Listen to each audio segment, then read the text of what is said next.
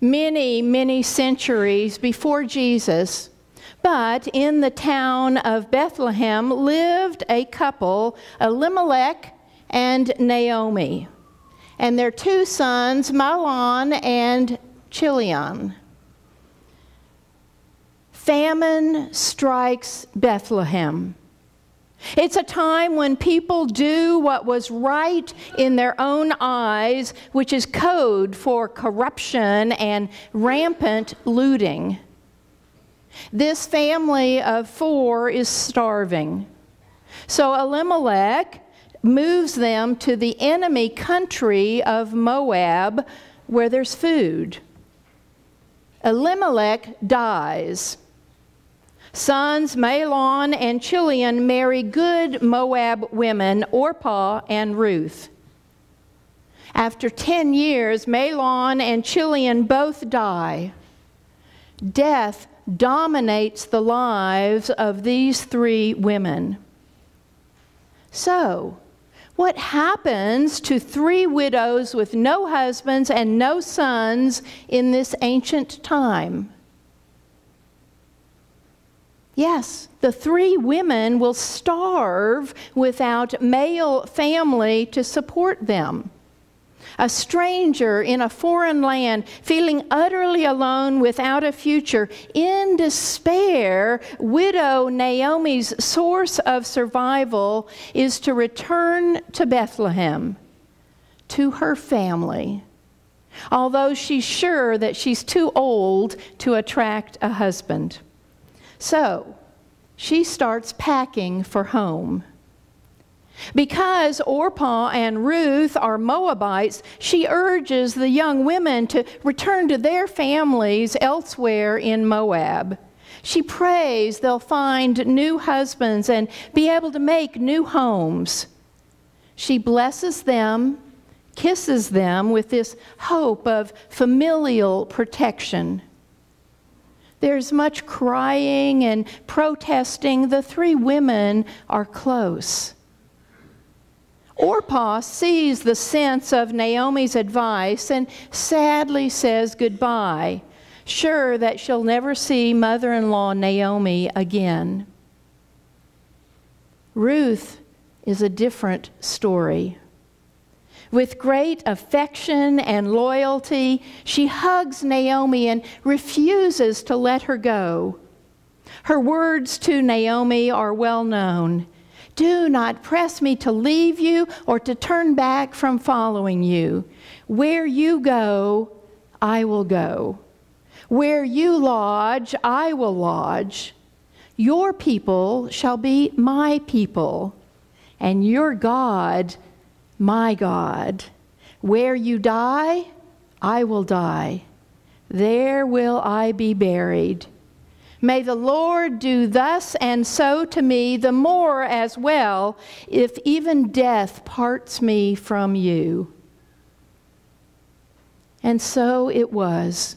As Ruth vows loyalty to her mother-in-law Naomi, Ruth, a foreigner, a widow, a stranger in Bethlehem, is a model of faithfulness and devotion, what the Bible calls hesed, steadfast, loving kindness. Neither Naomi nor Ruth stay mired in their plight. They move beyond their sufferings, their losses, their hardships of widowhood to make a new life in a new land. Naomi and Ruth have a bond that death can't break. This bond of loyalty means they act in each other's best interests to care for each other. And in their migration from one enemy land to another, we see them overcome food barriers, language barriers, social etiquette barriers, and barriers of religious practice. When we ask, where is God in this story, we see a God who doesn't belong to one people only, but gathers all people into God's family. Because Ruth is willing to die to her past, she and Naomi are able to build new lives. Ruth finds God and becomes part of God's people. And because the rest of the story is that Ruth marries and gives birth to Obed, from whom the family line of King David continues and is the line of descent for Jesus to be born, we see God bringing new life out of death and despair, and I would say foreignness.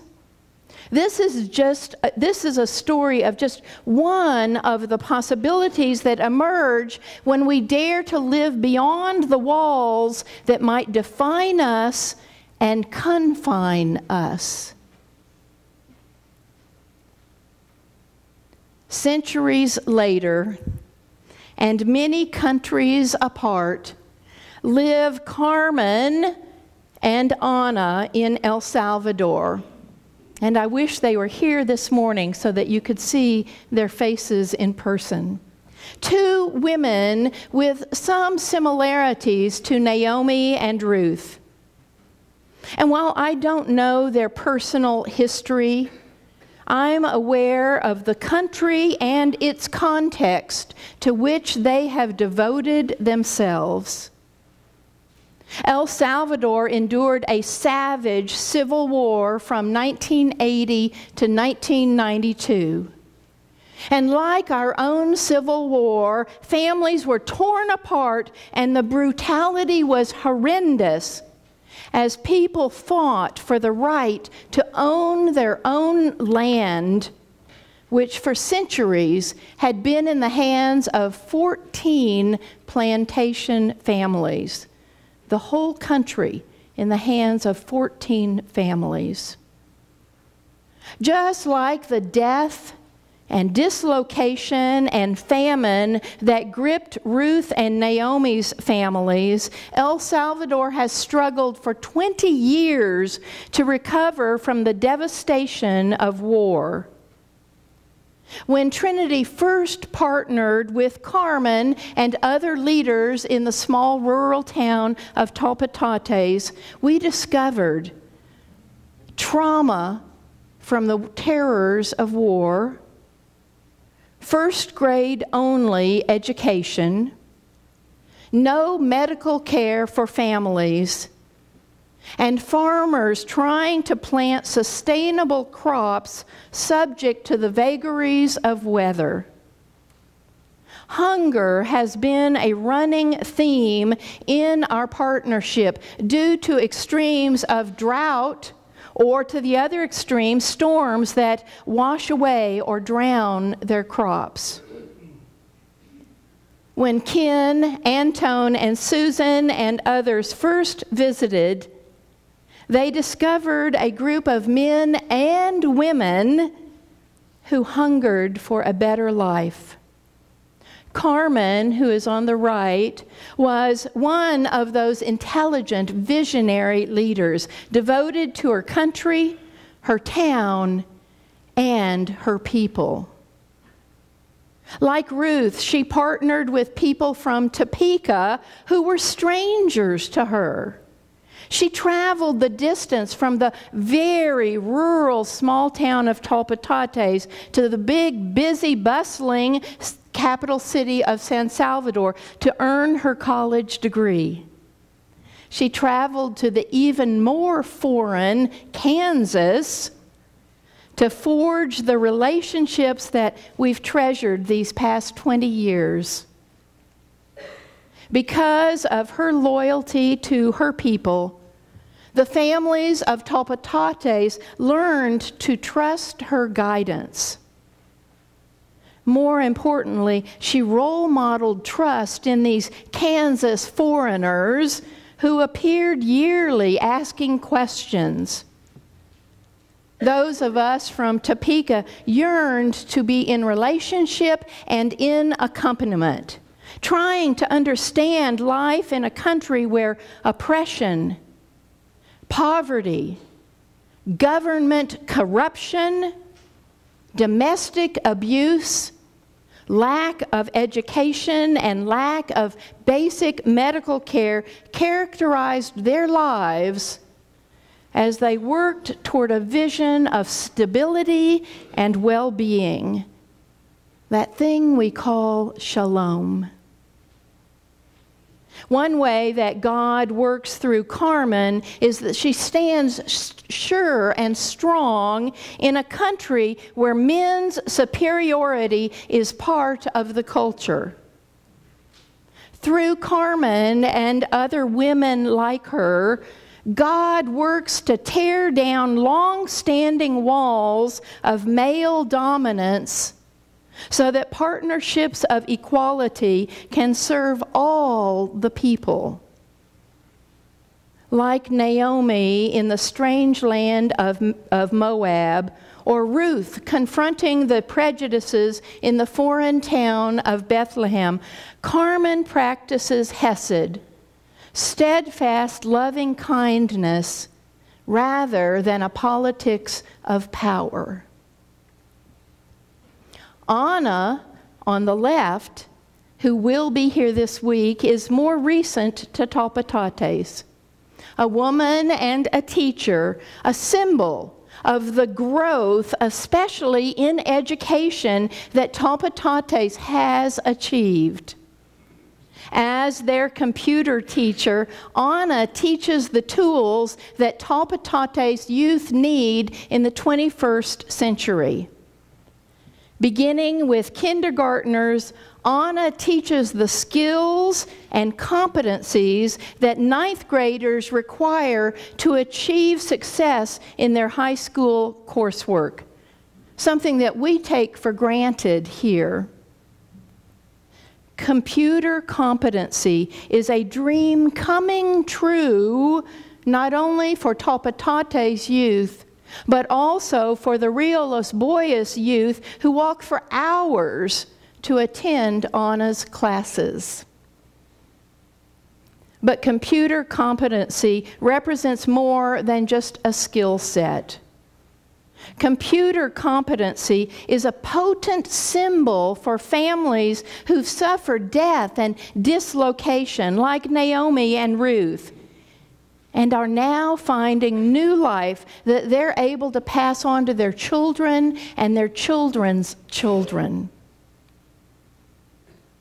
I hesitate to speak for individual families, but as I watch, listen, and learn each summer in El Salvador, I see God protecting and claiming for God's own these families who are dependent on one another and who are knit together in a tightly knit community.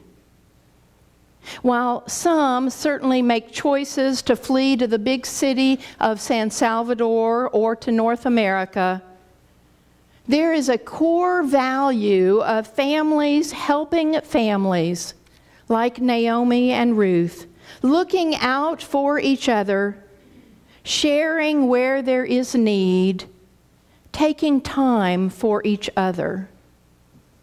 Surely this pleases God.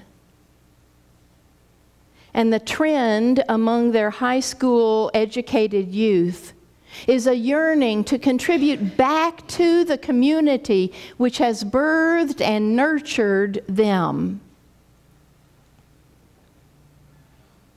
The tale of four women confronting the realities of the worlds into which they are born, and through their steadfastness, carving out new life, not just for themselves, but for the people that God has put in their paths. And God has gathered us into their lives and them into ours, demonstrating that barriers that might separate can be broken down as we walk together through joy and pain. Thanks be to God for what we can learn about trust, caring for one another in need, and moving beyond survival to lives of purpose. All of this in the context of God's grace. Amen.